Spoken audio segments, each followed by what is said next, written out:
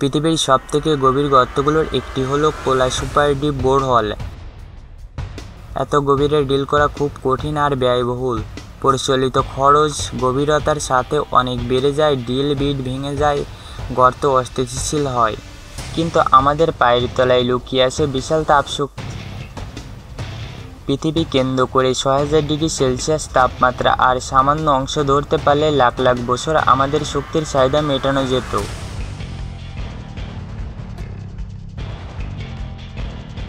কিছু দেশ যেমন আইসল্যান্ড ভাগ্যবান, কারণ ওখানে ভূতাপীয় শক্তি খুব কাছেই মাটির পৃষ্ঠে আসে। কিন্তু বিশ্বের বাকি অংশ গভীরে নামা ছাড়া উপায় নেই। এখানে আসে কোয়েস এনার্জি। তারা পরিচালিত ড্রিল বিটের বদলে ব্যবহার করেছে একেবারে নতুন প্রযুক্তি, জাইরোটন। এটা আসল ফিউশন রিঅ্যাক্টরে ব্যবহার যন্ত্র,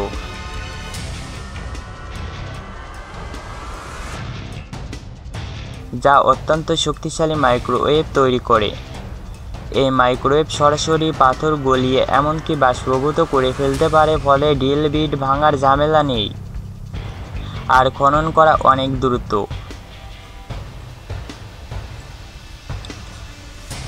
তাদের লক্ষ্য হলো প্রতি ঘন্টায় ১ কিলোমিটার গভীরে ৮ ইঞ্চি খোঁড়া। হিসাব অনুযায়ী ৭ কিলোমিটার গভীর কূপ খনন করতে লাগবে ১০০ দিন আর কয়েক লক্ষ ডলারের বিদ্যুৎ। তুলনায় এটি বর্তমান ড্রিলিং খরচের চেয়ে অনেক সস্তা হতে পারে। মাটির এত গভীরে পৌঁছালে পাওয়া যাবে সুপার ক্রিটিক্যাল টিম, যেটা সাধারণ বাষ্পের চেয়ে অনেক বেশি কার্যকর টারবাইন চালাতে। এর মানে বিদ্যমান জীবাশ্ম জ্বালানি বিদ্যুৎ কেন্দ্রের বন্ধ না করেই আমরা নতুন তাপ শক্তি যোগ করতে পারব। শুধু তাদের পাশে গর্ত খুললেই চলবে। তবে চ্যালেঞ্জ আছে, বাস্তবে পানি ঢুকে গেলে আর পাথরের ধরন বদলে গেলে অনেক সমস্যা হতে পারে।